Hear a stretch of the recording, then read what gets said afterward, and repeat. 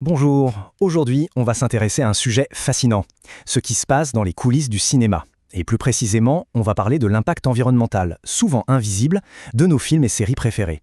C'est un enjeu majeur, mais vous allez voir, des solutions très concrètes existent.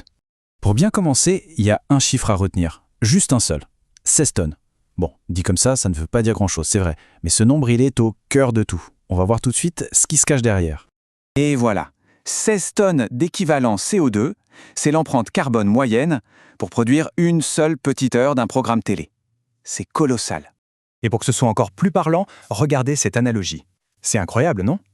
Pour chaque heure de série qu'on regarde, c'est comme si une voiture à essence avait fait presque 2 fois le tour du monde. Ça donne le vertige. Ok, ce chiffre est énorme, mais d'où vient-il exactement ? Qu'est-ce qui, sur un tournage, peut bien générer un impact pareil ? Pour le comprendre, il faut vraiment plonger dans les coulisses d'une production. Et là, on a une première surprise. On pourrait croire que ce sont les caméras, les projecteurs qui consomment le plus. Eh bien, pas du tout. Regardez, en tête, on trouve les transports, avec presque 28%. Tous les déplacements des équipes, du matériel, parfois en avion. Juste derrière, ce sont les achats, les costumes et surtout les décors, souvent construits pour être détruits juste après. Et enfin, l'alimentation. Forcément, il faut bien nourrir des dizaines, voire des centaines de personnes chaque jour. Et si on change d'échelle ? L'ensemble du secteur audiovisuel en France, c'est 1,7 million de tonnes de CO2 par an.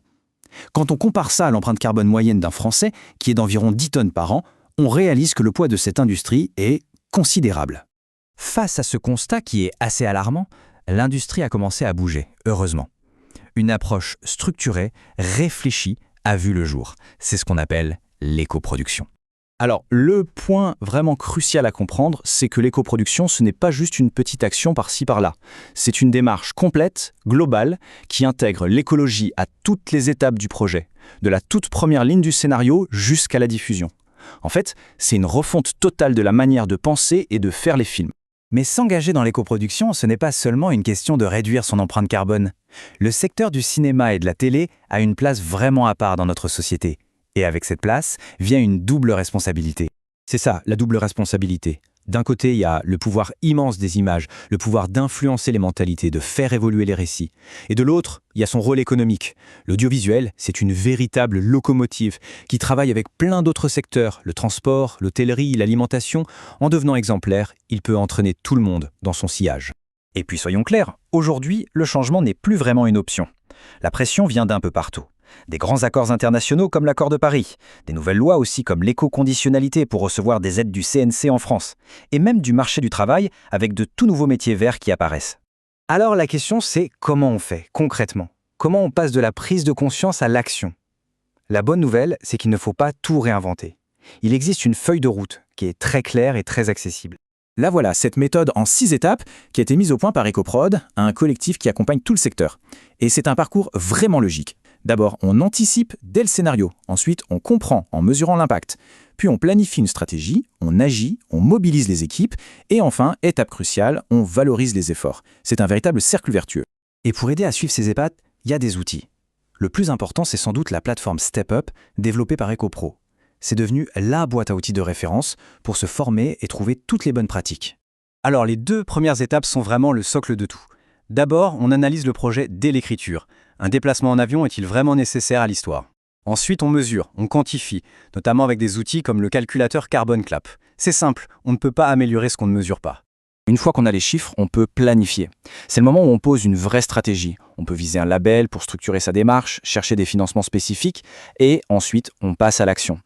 On choisit des fournisseurs engagés, on met en place des gestes concrets sur le plateau, bref, on fait.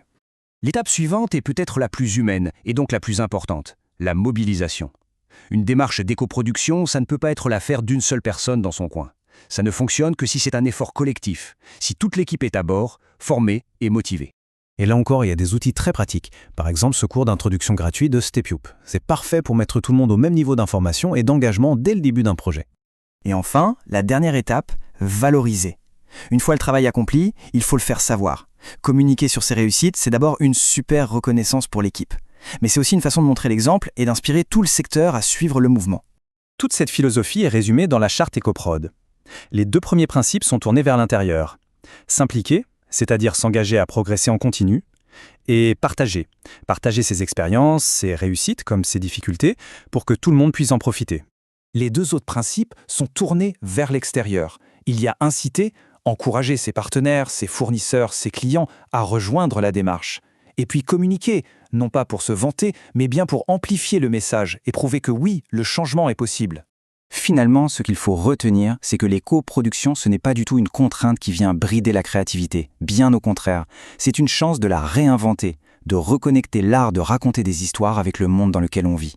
Cette vision d'un avenir durable pour le cinéma, ce n'est pas une utopie. Loin de là. Les outils sont là, les méthodes existent et la volonté est de plus en plus présente.